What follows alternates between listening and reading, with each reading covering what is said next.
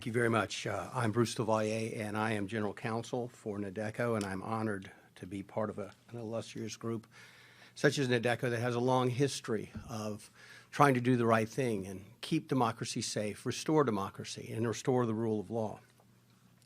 And the primary question I think that should be asked, most of the people here in the audience know this, is why should we care about Nigeria? Why should the United States care about Nigeria? Why should the international community care about Nigeria? What would you say if I told you that there was a country that has arguably the world's oldest democracy with full participation of all of its members? What would you say if I told you that there is a country where a group of people has the oldest written constitution featuring guarantees for individual freedom and due process in the world?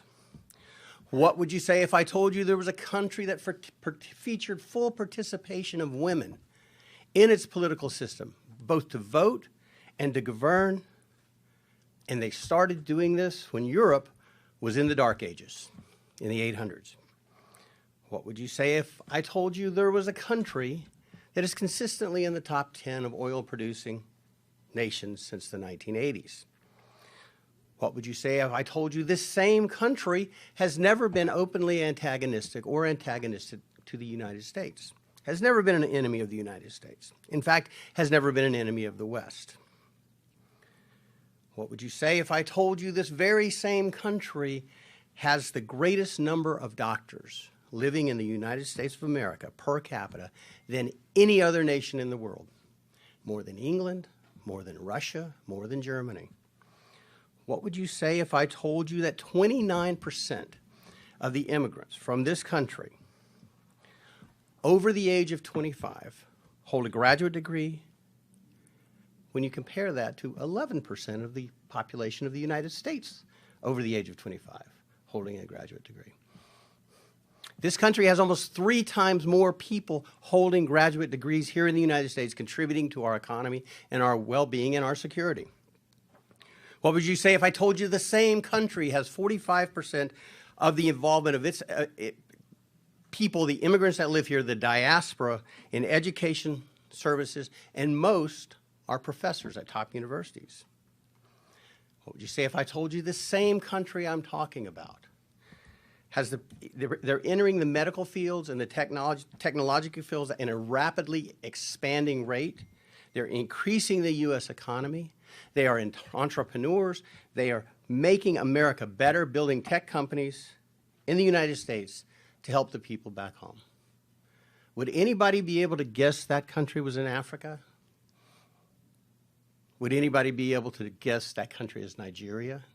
Because it is. That's Nigeria. So when you say, why Nigeria, it is almost a fool's question. One of the greatest nations that has all of these things going for it, and yet we constantly turn our back on Nigeria. Shouldn't we be favoring this nation? Shouldn't we be more attentive to this nation? Shouldn't we treat this nation, this giant of an entire continent, not of a region or an area, of an entire continent that stands out as a shining beacon? Shouldn't we treat them as especially favored allies of the United States and indeed of the West? Especially given the insecurity in the world today with issues relating to extremism and energy shortages. Don't you think that this is a nation that the world should readily leap to the fore to protect, to ensure the well-being so it can continue on its pathway to greatness? Yeah, we're talking about Nigeria, the largest nation in Africa. It is the wealthiest nation in Africa, and yet it's the poorest country in the world. Nigeria now has more people living below the poverty line than any other nation in the world, which is a remarkable feat, given that there are 234 million people in Nigeria and approximately 1.4 billion people in India, the former dubious leader of world's poverty. How can we let that happen? How can we turn our back? How is that possible? Nigeria is also the site of the largest genocidal slaughter the world has seen since World War II. And yet nobody wants to talk about it. Nobody wants to do anything about it. I am here very proud to be involved with Nadeco because Nadeco wants to do something about that. Something is very, very, very wrong. And it starts with the ability to choose your leaders in full, open, and fair elections. Nigeria has descended into a kleptocracy. And what that means is theft is the coin of the realm. Not due process, not laws, not fundamental fairness, not the pursuit of happiness, not freedom, not family, not religion, not work, not prosperity, but who can steal the most first and go back and steal some more. And that is something that I believe the Nigerian people can solve on their own, but they're going to have the help. We cannot continue to turn our back on Nigeria. The international ramifications or aspects are very clear. Article 25 of the International Convention on Civil and Political Rights, which was adopted in 1966, became law and active in 1976, was adopted by the United States in 1992 and by Nigeria, fully adopted, says that every citizen shall have the right and the opportunity, without any of the distinctions mentioned in Article 2 and without unreasonable restrictions, to take part in the conduct of public affairs directly or through freely chosen representatives, and to vote. This treaty signed by Nigeria and by the United States, and by the way, in the United States, when we sign a treaty, it becomes the law of the land with certain restrictions. So the United States has to comply with this. Nigeria has to comply with this international edict. It is as fundamental as any human right.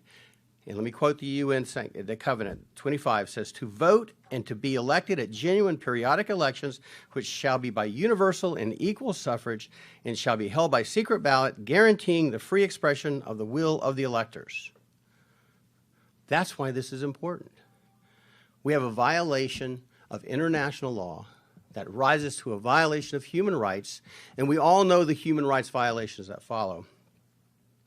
And it's by a nation that we should hold in special favor, that we should hold more closely, that we should take better care of. The fact of the matter is that what was supposed to happen, and again, we are not partisan, Nadeco is not partisan, but it appears as though the process, and that's what nations, that's what a democracy is. That's the greatness of America, is the process. It's not the people, it's the process. It's not the result, it's the process.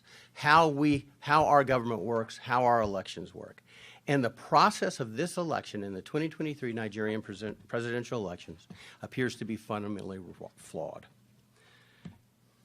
We believe, Nadeco believes, that the February 25 to 26, 2023 election, the results, the hasty announcement of the results, are fundamentally at odds with the Nigerian election laws.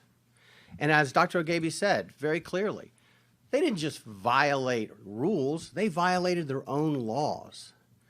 INEC glorified their efforts to make this the cleanest, the purest, the most transparent and fair election in Nigerian history, in African history. And yet, they violated every single fundamental tenet in every single law. They instituted the bimodal voter accreditation system. You've heard about that, the BVAS.